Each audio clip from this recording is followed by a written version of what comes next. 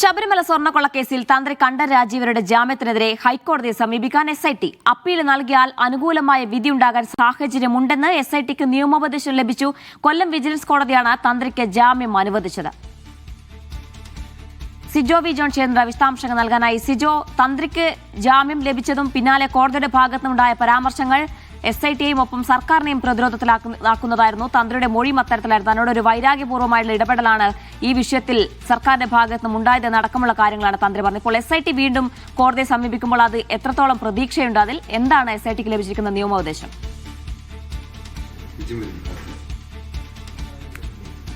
ശബരിമലയിൽ നിന്ന് ദ്വാരപാലക ശില്പവും കട്ടളപ്പാളിയും കൊണ്ടുപോയി അത് തട്ടിയെടുത്തു, അത് വിൽപ്പന നടത്തി. അതിൽ തന്ത്രിയുടെ ഭാഗത്തുനിന്ന് മൗനാനുവാദം ഉണ്ടായിട്ടുണ്ട്. ഇതിന്റെ ഗൂഢാലോചനയിൽ തന്ത്രിക്ക് പങ്കുണ്ട് എന്നതായിരുന്നു അന്വേഷണ സംഘത്തിന്റെ കണ്ടെത്തൽ. ഇതിന് പിന്നാലെയാണ് 41-ാം ദിവസം തന്ത്രി കണ്ഠരര് രാജീവര് ജയിൽ മോചിതനാകുന്നത്. അതുമാത്രമല്ല, അന്വേഷണ സംഘത്തിന്റെ കണ്ടെത്തലുകളെ പൂർണ്ണമായും തള്ളിക്കൊണ്ടായിരുന്നു കോടതിയുടെ ഈ ജാമ്യം അനുവദിച്ചുകൊണ്ടുള്ള തീരുമാനം വന്നത്. ആ ഉത്തരവ് തന്നെ അന്വേഷണത്തിന് വലിയ രീതിയിൽ തിരിച്ചുകേൾക്കുന്ന രീതിയിലേക്ക് മാറുകയും ചെയ്തിരുന്നു. അതിന് പിന്നാലെയാണ് തന്ത്രി കണ്ഠരര് രാജീവര് സർക്കാരിനെതിരെ വലിയ വിമർശനം ഉന്നയിക്കുകയും ചെയ്തിരിക്കുന്നത്. എന്തായാലും SIT തീരുമാനിച്ചിരിക്കുന്നത് ഇതിൽ അപ്പീൽ നൽകാൻ വേണ്ടിയിട്ടാണ്. ഇതുമായി ബന്ധപ്പെട്ട് ഈ പ്രത്യേക അന്വേഷണ സംഘം നിയമോപദേശം തേടിയിരുന്നു. ഇത് അപ്പീലിൽ പോയി കഴിഞ്ഞാൽ അത് ജാമ്യം റദ്ദാക്കാനുള്ള സാധ്യതയാണുള്ളത്. SITയുടെ അപ്പീൽ വാദം അംഗീകരിക്കും എന്നുള്ളൊരു നിയമോപദേശമാണ് ലഭിച്ചിരിക്കുന്നത്. അതിന്റെ അടിസ്ഥാനത്തിലാണ് മറ്റ് തുടർ നടപടികളുമായി മുന്നോട്ട് പോകാനുള്ള ശ്രമത്തിലേക്ക് ഇപ്പോൾ SIT കടക്കുകയും ചെയ്തിരിക്കുന്നത്. ഇത് ഒരു തീരുമാനമെടുക്കേണ്ടത് SIT ആണ്, സർക്കാരല്ല. കാരണം ഹൈക്കോടതിയുടെ മേൽനോട്ടത്തിലുള്ള അന്വേഷണമാണ് നടക്കുന്നുണ്ട്. അതിന്റെ ഒരു പൂർണ്ണമായ അധികാരം SITക്കാണ് എന്നുള്ളതാണ്. എന്തായാലും നമുക്ക് ഈ ഹൈക്കോടതിയുടെ മേൽനോട്ടത്തിലുള്ള അന്വേഷണമാണെങ്കിൽ പോലും ഈ കേസിൽ പ്രത്യക്ഷമായിട്ടില്ലെങ്കിൽ പരോക്ഷമായിട്ടുണ്ടെങ്കിലും സർക്കാരിൻ്റെ ഒക്കെ ഒരു ഇടപെടലോ അല്ലെങ്കിൽ നമുക്ക് സംശയിക്കാവുന്നതാണ്, അല്ലെങ്കിൽ അത്തരം കാര്യങ്ങളോട് പ്രതീക്ഷിക്കപ്പെടാവുന്നതാണ്. എന്തായാലും സർക്കാരും അതോടൊപ്പം തന്നെ CPM ഒക്കെ തന്ത്രിയെ കടന്നാക്രമിക്കുന്ന സമീപനത്തിലേക്ക് പോയിരിക്കുകയാണ്. അപ്പോൾ സർക്കാരിനും അതോടൊപ്പം തന്നെ CPMനും ഒക്കെ തന്ത്രിക്കെതിരെ തിരിയാം, അല്ലെങ്കിൽ തന്ത്രിക്കെതിരെ നിലപാടെടുത്താലും തെറ്റില്ല എന്നുള്ള സമീപനം വരുന്നുണ്ട്. അതിന് പ്രത്യക്ഷമായ ഉദാഹരണമാണ് ഇന്ന് CPM സംസ്ഥാന സെക്രട്ടറി ഒക്കെ പറഞ്ഞിരിക്കുന്ന പരാമർശം. പെരുങ്കള്ളനാണ് തന്ത്രി എന്നാണ് അദ്ദേഹം പറഞ്ഞിരിക്കുന്നത്. അതോടൊപ്പം തന്നെ നിയമവകുപ്പ് മന്ത്രി പറഞ്ഞിരിക്കുന്നത് ഈ കൊല്ലം വിജിലൻസ് കോടതിയുടെ ഉത്തരവിൽ അസാധാരണത്വമുണ്ട് എന്നുള്ളതാണ്. അപ്പോൾ അവരുടെ വാക്കുകളിൽ നമുക്ക് മനസ്സിലാക്കാം അവരും ഈ അപ്പീലിനെ അനുകൂലിക്കും എന്നുള്ളതാണ്. എന്തായാലും വൈകാതെ തന്നെ ഹൈക്കോടതിയെ സമീപിക്കാൻ വേണ്ടിയാണ് SIT തീരുമാനിച്ചിരിക്കുന്നത്. ഈ കേസിൽ ജാമ്യം അനുവദിച്ചതെന്ന് മാത്രമല്ല, ആ ജാമ്യത്തിൻ്റെ സാഹചര്യം എന്ന് പറയുന്നതാണ് ഏറ്റവും പ്രധാനപ്പെട്ട കാര്യം എന്ന് പറയുന്നത്.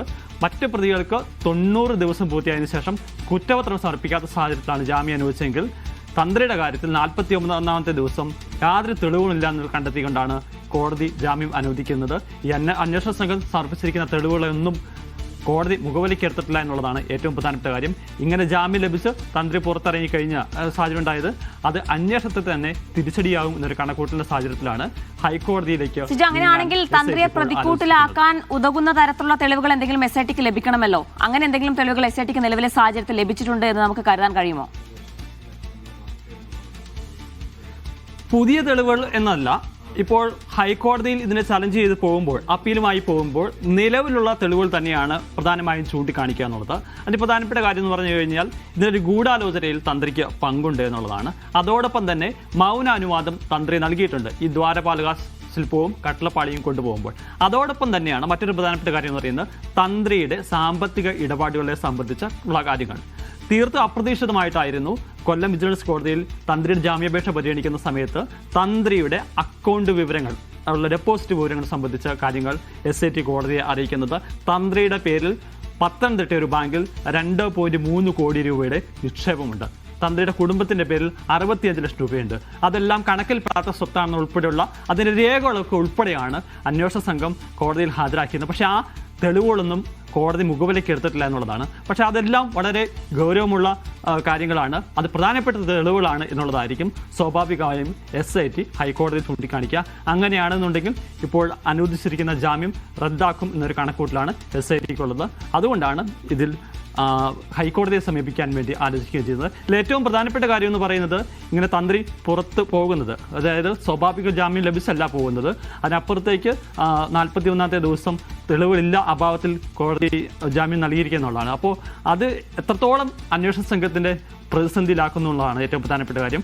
അതുകൊണ്ടാണ് ഹൈക്കോടതിയെ സമീപിക്കാനും ജാമ്യം റദ്ദാക്കാനുള്ള നടപടികളിലേക്ക് SIT ആലോചിക്കുന്നത്. സിജോ, അത് മാത്രമാണോ, അതോ സിജോ നേരത്തെ സൂചിപ്പിച്ചതുപോലെ തന്നെ ഈ ശബരിമല വിഷയം തുടക്കം മുതൽ പ്രതിപക്ഷ നേതാവ് അടക്കം പറഞ്ഞിരുന്നത് SITക്ക് മേൽ മുഖ്യമന്ത്രിയുടെ ഓഫീസിന്റെ ഭാഗത്ത് അടക്കം ഇടപെടലുണ്ട്, സർക്കാർ ഇതിൽ ഇടപെടുന്നുണ്ട്, സമ്മർദ്ദം ചെലുത്തുന്നുണ്ട്, അങ്ങനെ ഒരു ചീത്തപ്പേര് കൂടി ഒഴിവാക്കാനുള്ള ഒരു നീക്കം SITക്കുണ്ടോ? അത്തരത്തിലൊരു പ്രതിരോധത്തിലായതിനു ശേഷമായിരിക്കും ഇത്തരത്തിലൊരു നീക്കം, അങ്ങനെ വിലയിരുത്താൻ കഴിയുമോ?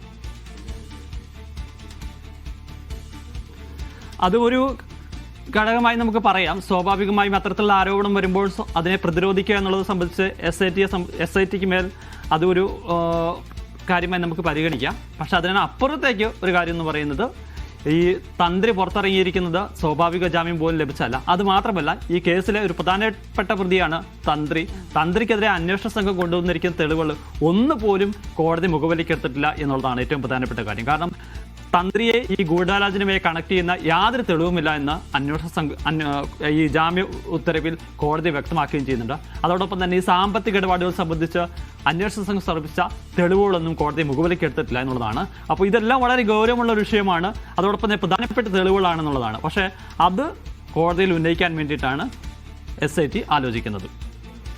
ശരി, ഏതായാലും SIT ഹൈക്കോടതിയിലേക്ക് പോവുകയാണ്. ജാമ്യം റദ്ദാക്കണമെന്നാണ് ആവശ്യം. അപ്പീൽ നൽകാനാണ് തീരുമാനം. ഏതായാലും അനുകൂല വിധി ഉണ്ടാകുമെന്നുള്ള ഒരു പ്രതീക്ഷയിലാണ്. അത്തരത്തിലൊരു നിയമോപദേശം ലഭിച്ചതിന് ശേഷമാണ് SITയുടെ ഇത്തരത്തിലൊരു നീക്കം നടക്കുന്നത്.